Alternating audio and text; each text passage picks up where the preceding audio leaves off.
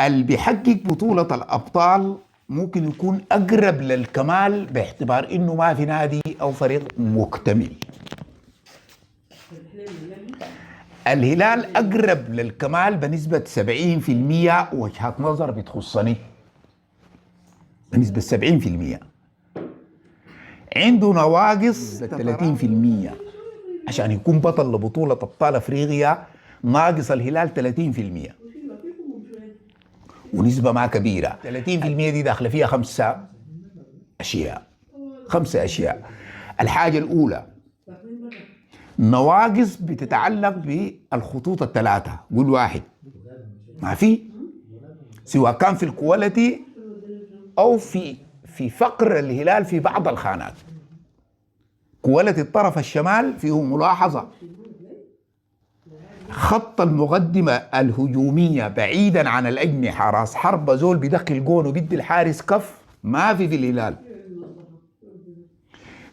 فواحدة من النواقص اللي هي 30%، واحدة من النواقص عندها علاقة بخطوط الهلال الثلاثة. النقص الثاني الأرض والجمهور، مهمة نفسيا على الأقل. مهمة يا جماعة، ما بتقدر تنفي الحاجة دي. ما تقول لي التيم فيه 13 أجنبي ولا 27. الأرض والجمهور، الحاضنة، الدفء بتاع درمان. استاد الهلال أنا كتير بقول للساعة 8:30 لما مهند الطاهر ده يجيب جون في كتمة وفي غبار قاعد يحصل في استاد الهلال ده فوق، لا إله إلا الله، الله لا وراك له. ده بخلي أي خصم يرجف.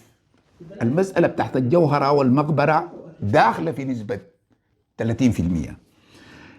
نمرة 3 ثقافة النهائيات والبطولات نفسها.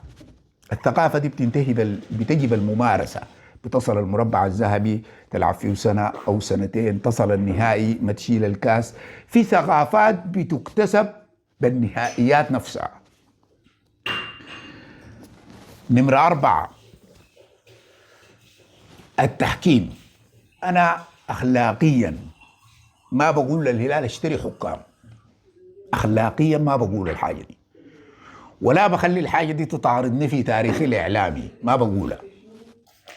لكن دي واحدة من السكك اللي بتحقق بها الأندية في أفريقيا الكاسات. التحكيم أنا بقدر أقوله في اللحظة دي، بقول لناس الهلال حيدوا التحكيم. تحييد التحكيم، تحييد ما شراء، ما تشتري، لكن الحكم ما يظلمك، يديك حقك. دي مهمة جدا. أي نادي داري يحقق بطولات، هم الأندية في بقية الدول نحن مختلفين. نحن نادي بتربطنا قيم وأخلاق، ولو دارين نمشي بالسكة الوسخانة دي كاشين الكاس 87 و92. لما غيرنا أدوا الحكم عشان يظلمنا ويسرق كاس جو احترفوا به بعد أكثر من 25 سنة، قالوا ظلمنا الهلال والحكم بالغ في ظلم الهلال. فنحن ما بنمشي في السكة الوسخانة دي، لأنه أخلاقيا نحن ما بتشبهنا الحاجة دي. لكن 95% من بطولات الأندية الأفريقية اللي حققتها بعض الفرق كانت مع بداية الإعداد للبطولة بتطلع ميزانية للتحكيم، وده نحن ما بنعمله. لكن سبب من ضمن الأسباب ال5 اللي أنا ذكرتها من نواقص الهلال اللي هي 30% عشان الهلال يكون بطل لبطولة أبطال أفريقيا. دي مهمة جدا. السبب الخامس والأخير وده بيتضلع اللي هو التوفيق. الحكاية بتاع الدرهم الحظ.